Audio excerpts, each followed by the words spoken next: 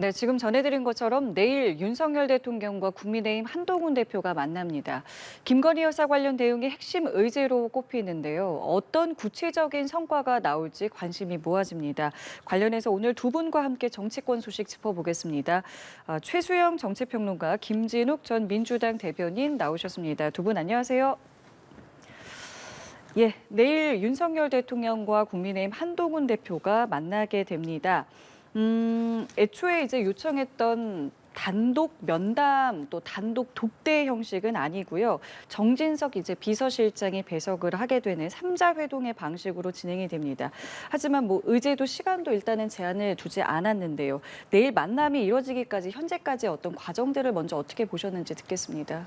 지금 이제 윤석열 대통령에게 한동훈 대표가 독대를 요청한 지 거의 한 달여 만에 어렵사리 이제 이 독대가 아닌 세 명이서 하는 면담 형식으로 일단 자리가 만들어졌습니다. 집권 여당의 대표가 대통령 만나기가 되게 어려운 상황이었는데 내일 아무래도 분위기는 일단 좀 무거울 것 같아요. 왜냐하면 지금 산적한 현안들을 크게 한 3가지 정도로 꼽아볼 수 있을 것 같은데요. 첫 번째는 김건희 여사 리스크와 관련된 해법을 좀 만들어내야 되는 부분이 있고요.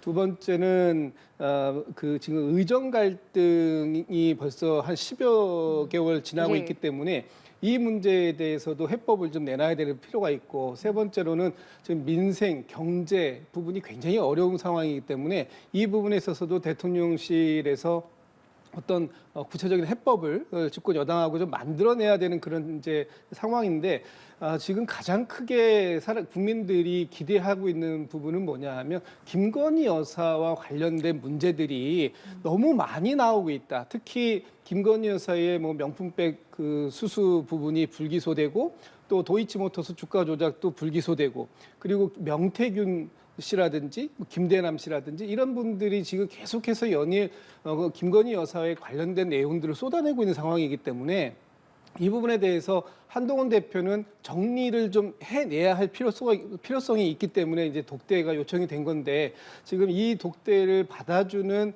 대통령실의 입장과 또 한동훈 대표의 입장은 너무나 다르기 때문에 내일 과연 얼마만큼의 성과를 국민들에게 제시할 수 있을지 좀 기대되는 부분이 있습니다. 입장이 다르다고 하셨는데요. 각각의 입장은 어떻게 보고 계세요? 일단 지금 한동훈 대표 같은 경우는 이제 지난주에 있었던 10.16 이 재보궐선거를 치르면서 굉장히 어려운 선거를 치렀습니다. 특히나 김건희 여사에 관련된 부분들이 너무나 많은 부분들이 나왔었고, 특히나 지금 이 윤석열 대통령의 지지율, 또 국민의힘의 지지율이 동반으로 하락하고 있는 가장 큰 부분 중에 김건희 여사와 관련된 부분이 있었고요. 그래서 지금 한동훈 대표 같은 경우에는 이번 면담에서 3가지 선결 요구 사항을 내걸지 않았습니까? 첫 번째가 김건희 여사와 관련된 인적 쇄신을 해달라. 두 번째는 김건희 여사의 대외 활동을 중단해달라. 세 번째는 김건희 여사와 관련된 의혹을 철저하게 규명을 해야 될 필요가 있고, 특히나 이 필요한 절차에 적극적으로 의혹 규명을 위해서 필요한 절차가 있다면 여기에 적극적으로 협조해달라, 이런 지금 3가지의 선행된 요구 사안을 냈어요. 그런데 대통령실의 입장에서 보면, 특히 윤석열 대통령의 입장에서 보면 이 3가지 중에 어떤 것도 받아줄 수 있는 상황은 아니다. 첫 번째, 인적 쇄신에 대해서는 지금 대통령실이 뭘 잘못했냐, 누가 잘못했다는 거냐, 구체적으로 김건희 라인이라는 게 어딨냐, 윤석열 라인밖에 없다라고 해서 일단 표명이 됐고, 두 번째, 대외 활동을 자제해달라고 했는데 뭐 아마 이번 달 내로 제2부속실이 완전히 설치가 된다면 그거 역시도 이제 그 공개적인 활동을 전제로 해서 만들어 놓은 것이기 때문에 그것도 받아주기가 어렵고, 마지막으로 지금 한동훈 대표가 얘기하고 있는 이 의혹 규명을 위한 필요한 절차, 이 절차라는 부분들이 과연 무엇을 의미하느냐, 지금 야당에서 얘기하고 있는 특검법을 얘기하고 있는 게 아니냐, 이렇게 지금 대통령께서는 바라다 보고 계실 거예요. 그렇다면 이 부분에 대해서 수용하기가 굉장히 어렵다, 이런 입장 차이가 너무 극명하기 때문에 이 극명한 입장 차를 놓고 내일 면담에서 어떤 결과를 만들어낼 수 있을지, 그 만들어지는 결과에 따라서는 윤석열 대통령과 또는 한동훈 대표 두 분의 모두의 리더십에 상처가 입을 수도 있는 그런 상황이다 이렇게 보고 있습니다. 자, 그렇기 때문에 한동훈 대표가 어디까지 요구를 할 것인가, 그리고 윤 대통령은 또 어디까지 답을 할 것인가가 상당히 이제 관심인데요. 일단 한동훈 대표의 요구에 대해서 지금 말씀한 이제 세 가지 요구 외에도 그렇기 때문에 뭐 특별감찰관이라든가 뭐 대통령실 자체 조사 이런 이야기들도 나오고 있는데 보시기에 내일 어느 정도 선까지 요구를 좀 할 것 같으신가요? 그러니까 이미 벌써 언론에 알려진 바로는 이제 세 가지가 예, 예. 말씀하신 게 있잖아요. 근데 이제 말씀하신 대로 특별감찰관은 대통령실의 영역이 아니에요. 왜냐하면 이거는 국회 추천하도록 돼 있지 않습니까? 근데 민주당이 추천 안 하고 있으니까 이건 대통령실이 빨리 추천해 주세요라고 하는 말 외에는 할 게 없어요. 그러니까 대통령이 이미 하겠다는 의지 표명을 했기 때문에 저는 민주당이 빨리 이걸 추천해 주면 대통령이 수용하면 될 일이기 때문에 저도 지금 말씀하신 세 가지 요건 가운데 일종의 이제 인적 쇄신 같은 경우는 쉽지가 않은 게 당장 뭘 인정을 하기가 어렵다는 말이죠. 다 뭐 대통령실의 공식 입장이 사실 우리는 윤석열 대통령 라인밖에 없다라고 이제 얘기했기 때문에 그러나 저는 이 가능성은 당장은 아니지만 국정감사가 끝난 다음에 대통령실의 일부 쇄신과 내각의 일부 교체를 통해서 이것도 포함했을 때 약간 이런 것들이 이제 좀 약간 뭐랄까 시간은 한두 주 좀 늦춰지더라도 한 대표의 요구가 수용되는 형식과 모양을 갖출 수가 있고요. 대외활동 중단 같은 경우는 저는 이렇게 봅니다.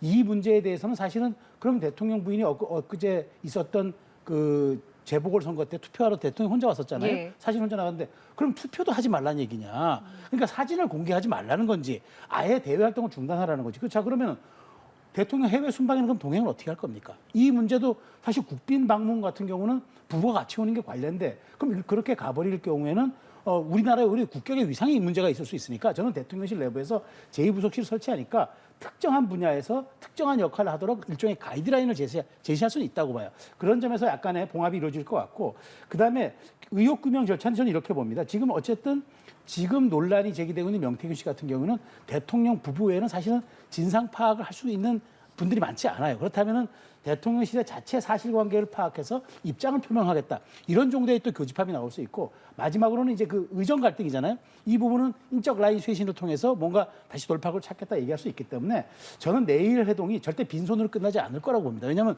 대통령실도 이렇게까지 지금 차담이든 면담이든 독대든 이걸 하겠다고 한 이상은 지금 이걸 돌파하지 않으면 국정 운영이 어렵다고 보기 때문에 저는 이 부분은 빈손으로 오지 않을 거라고 보지만 어찌됐건 저는 오히려 정진석 비서실장이 배석함으로써 서로 독대에 대한 어떤 그런 보완성에 대한 논란, 의제가 어떤 것이었는지에 대해서 각각의 입장 표명 이런 것들이 오히려 깔끔하게 정리가 될 수 있기 때문에 내일은 저는 일종의 교집합을 어느 정도 정치적 교집합을 가지고 나오는 빈손회동은 아닐 거라고 전망합니다. 대통령실도 뭐 선제적으로 내놓을 카드 같은 것들도 있을까요? 아니면 그 부분에 대해서는 글쎄 그냥 협의나 조율 과정에서 좀 끝날 것 같으세요? 그러니까 저는 일부는 한 대표가 말하자면 이걸 이 정도는 하겠다라고 대통령께서 말씀하셨다고 할 것 같고 나머지는 검토하고 조금 더 우리가 보완해서 하겠다. 그러니까 어찌되었건 근데 저는 마지막 메시지가 뭐가 나와야 되냐면은 대통령의 국정 과제를 내가 4대 개혁 과제를 내가 우리 여당이 잘 수행해서 이끌어 나가겠다가 나오고 그다음에 야당의 무도한 탄핵 공세에는 국민의힘이 앞장서 방어하겠다. 한 대표에서 이게 나오는 순간 그렇다면 그 회동과 그 만남의 의미는 전 작지 않다. 여권이 원팀으로 갈 수 있는 중요한 계기가 된다. 저는 그 예측을 하겠습니다. 원팀이라는 말씀을 하셨는데 사실 이번에 이 만남이 이루어지기까지의 어떤 과정에서 당내에도 상당히 여러 말들이 좀 오갔습니다. 사실은 이 친윤계에서는 계속 어떤 신뢰라는 부분들을 계속 이야기를 했고요. 친한계에서는 수습책이 필요하다. 굉장히 강한 여러 가지 메시지들이 오갔는데 내일 이후에 이 당내 분위기는 어떻게 좀 전망하세요? 저는 거의 과히 이렇게 긍정적으로 전망하기가 좀 어렵다. 왜냐하면 내일 한동훈 대표가 좀 전에 우리 최수영 평론가께서 말씀 주셨던 것처럼 그렇게 두리뭉술한 정도의 타협안을 가지고 나온다면 아마 이것은 오히려 한동훈 대표가 당내에서는 조금 친윤계의 갈등이 좀 작아질지는 모르겠습니다만 국민 여론은 더 큰 압력을 느끼게 될 것이다. 왜냐하면 지금 국민들께서는 김건희 여사의 문제에 대해서 상당히 고개를 갸우뚱하고 계시는 거예요. 문제가 매끄럽게 처리가 되고 있는 모습이 하나도 안 보여지고 있는데 그 부분에 대해서 한동훈 대표가 그렇게 요청한 독대는 아니었습니다만 어쨌든 면담을 대통령을 만나고 나와서까지 명쾌한 해답을 갖고 나오지 못했네라고 한다면 한동훈 대표에게 오히려 더 큰 원망이 갈 가능성이 있거든요. 당내에서의 평안함을 찾을 것이냐 아니면 국민의 눈높이를 맞출 것이냐 하는 부분이 한동훈 대표가 갖고 있는 딜레마적 상황일 텐데 한동훈 대표는 제가 보기엔 국민의 눈높이를 강조해 왔고 또 국민들이 납득할 만한 수준이 여기다라는 부분을 이미 제시했기 때문에 그 부분에 대해서 대통령실에서 한동훈 대표에게 화답해 주지 않는다면 그건 뭐 그냥 결국은 빈손 회동이라고 평가받을 수밖에 없고 한동훈 대표와 한동훈 친한계에서는 더 적극적으로 대통령실을 압박할 수밖에 없거든요. 그렇게 되면 친윤계에서는 굉장히 기분이 나쁠 거예요. 대통령도 기분이 나쁠 것이고 지금 한동훈 대표가 너무 대통령을 코너에 몰고 압박한다. 이런 압박은 그 자중질환에 해당되기 때문에 이런 부분들은 그만해야 된다라는 쪽이 요구가 지금 친윤계의 요구입니다. 이 두 개의 요구는 서로 상충되는 부분이 있어서 합일점을 찾기 위한 교집합을 찾기 위한 방법은 거의 사실상 없지 않냐 이렇게 보여지는 거죠. 어떻게 생각하세요? 그렇지는 않습니다. 저는 그렇게 안 보는 게 지금 여권의 위기가 자 이제 국정감사가 끝나면 11월은 사실은 이재명 대표의 1심 선고가 2개 있어서 여권으로서 매우 중요한 타임입니다. 그러니까 여권이 전열을 정비하고 그다음에 그 이재명 대표의 사법 리스크를 통해서 다시 한번 이제 여권이 그래도 한번 국정전환에 고삐를 질 수 있는 그런 타이밍인데 이 문제로 인해서 계속 분열이 되고 심리적 내전 상태가 된다 그러면은 사실은 여권이 이제 할 수 있는 일이 없어요. 올해 정기국회 끝나면 이미 대통령 임기도 반환점을 넘는 거기 때문에 저는 그렇다면 지금 위기감은 굉장히 직시할 수밖에 없는 상황이고 한동훈 대표도 마찬가지예요. 여기서 성과를 내지 못하고 간다 그러면은 진짜 또 나중에 올 수 있는 특검 여부에 대해서 한동훈 대표가 저는 어떻게 또 방어해야 될지도 사실은 굉장히 고민스러운 딜레마이기 때문에 지금 친윤계 입장에서는 그렇죠. 한 대표가 너무 선을 레드라인을 넘은 요구를 하면 안 된다고 얘기하지만 저는 한 대표가 일종의 여론전을 하고 있다고 봐요. 이만큼 앞서 나간 얘기를 한 다음에 대통령의 만남에서는 시중의 여론의 절반만큼이라도 어느 정도의 타협점과 그런 어떤 그 대통령실의 입장 변화를 이끌어낸다 그러면은 저는 그거는 이제 여권의 투톱으로서의 명실상부한 지위를 인정받은 거기 때문에 이거는 용산 대통령실도 레임덕에 빠지지 않는 그런 전기를 마련하는 거고 한 대표 입장에서도 당의 리더십을 강화하는 그런 지도자로서의 역량을 보이는 거기 때문에 저는 그런 점에서 서로가 이렇게 절박하고 지금 처해 있는 위치에 대해서 너무나 잘 알고 있기 때문에 그렇게 말하자면은 좀 뭐 등 돌리면서 가는 상황은 연출하지 않을 것으로 본다. 어쨌든 지금 이거는 여권의 굉장한 터닝 포인트다. 그 점은 분명히 보인다고 말씀드리겠습니다. 예, 알겠습니다. 내일 만남과 성과 어떻게 될지 저희도 함께 지켜보겠습니다. 자, 이런 가운데 이제 국회 상황을 좀 보면요. 민주당은 김건희 여사의 도이치모터스 주가 조작 연루 의혹의 이제 불기소 이후에 검사 탄핵의 뜻을 계속해서 밝히고 있습니다. 현재 어느 정도 선까지 좀 생각을 하고 있는 겁니까? 지금 그 민주당이 이번 도이치모터스 주가 조작 사건을 불기소한 것에 대해서 검찰 전체가 검찰이 사실상 사망 선고를 스스로에게 내렸다 이렇게 판단을 하고 있기 때문에 심우정 검찰총장을 비롯해서 이창수 서울중앙지검장 또 이번 수사를 직접적으로 담당했던 차장 검사까지 다 진짜 그 지금 탄핵의 대상으로 올려놓고 있습니다. 이번에 그 검찰이 불기소 이유를 설명하기 위해서 유례 없이 4시간 동안이나 언론에 브리핑을 했습니다. 그러니까 이게 그 보통은 기소하는 이유를 설명하기 위해서 시간을 많이 할애하지 이렇게 불기소하는 이유를 설명하기 위해서 많은 시간을 할애했다라는 것은 이게 무슨 검찰이 김건희 여사의 변호인이냐 이런 비판까지 지금 나왔던 상황이거든요. 특히나 이번에 검찰이 브리핑하면서 내놓았던 얘기 중에 압수수색과 관련해서는 검찰이 설명했던 것과 다른 내용들이 지금 계속 나오고 있습니다. 검찰에서는 김건희 여사의 주거지를 포함해서 사무실이라든가 휴대전화까지 압수수색을 신청했다. 특히 도이치모터스 주가 조작과 관련해서도 신청했다는 식으로 그때 브리핑을 했는데 알고 보니까 사실 도이치모터스 주가 조작과 관련해서는 압수영장을 단 이래도 청구하지 않았고 특히나 주거지라든가 휴대폰에 대해서도 청구하지 않았다라는 사실이 밝혀졌습니다. 그러면서 검찰이 도대체 이 수사에 의지는 있었느냐 하는 이런 부분들로 얘기가 나왔던 것이거든요. 그렇기 때문에 지금의 이 상황은 단순하게 김건희 여사의 이런 의혹을 불기소했다 여기에서 끝나는 것이 아니고 검찰이 가지고 있는 가장 큰 가치인 공정한 수사를 하려는 하는 의지가 없어졌다. 이 부분에 대해서 검찰총장을 비롯해서 수사 담당을 했던 모든 검사들이 총체적으로 책임을 져야 된다. 이런 것이 민주당의 입장이고요. 그런 차원에서 지금 당 지도부가 나서서 검찰총장을 비롯한 수사를 직접 지휘했던 사람들에 대해서 지금 탄핵을 지금 강력하게 추진하겠다 이런 의지를 밝히고 있는 것입니다. 그러니까 지금 민주당이 말씀하신 것처럼 탄핵 카드 꺼내드렸고요. 그리고 장외 집회까지 하겠다고 합니다. 지금 민주당에서 나오고 있는 움직임에 대해서는 어떻게 평가하세요? 그러니까 민주당의 이런 전방위적 공세는 저는 하나라고 봅니다. 그러니까 이제 11월 두 개의 선고는 법원의 시간이죠. 그런데 아직도 대장동이라든가 백현동이라든가 그다음에 다른 유해 사건들 지금 성남 FC 사건들 검찰이 구형도 안 했어요. 이건 검찰 압박용이죠. 그리고 검찰을 기소총으로 전락시키겠다고 압박도 합니다. 자 보십시오. 지금 심우정 검찰총장이 수사를 지휘했습니까? 아니면 출범한 임기를 시작한 지 뭐 6개월이나 됐습니까? 한 달도 안 된 사람이고 수사 라인에서 배제되어 있는 사람. 그러니까 민주당 내부에서도 아니 수사 라인에서 배제되는 사람은 탄핵한 게 맞아요라고 의문이 제기됐다는 거 아니에요? 자 이런 상황에서 이런 탄핵은 말 그대로 재갈물리기용, 겁방용으로밖에 볼 수가 없는 거고요. 또 하나는 이겁니다. 지금 민주당에서 뭐 나는 고발한다 이런 책을 가지고 이번에 또 장외 집회뿐만 아니라 국회에서도 토론회를 연다는 거죠.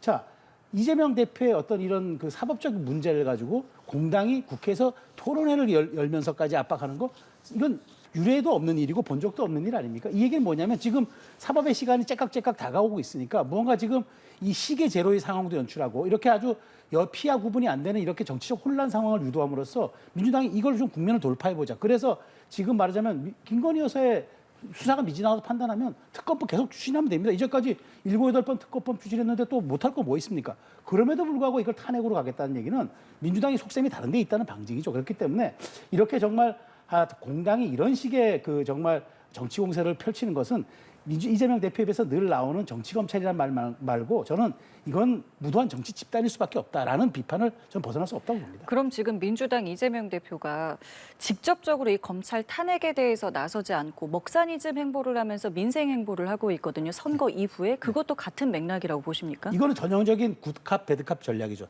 착한 경찰과 나쁜 경찰 얘기죠.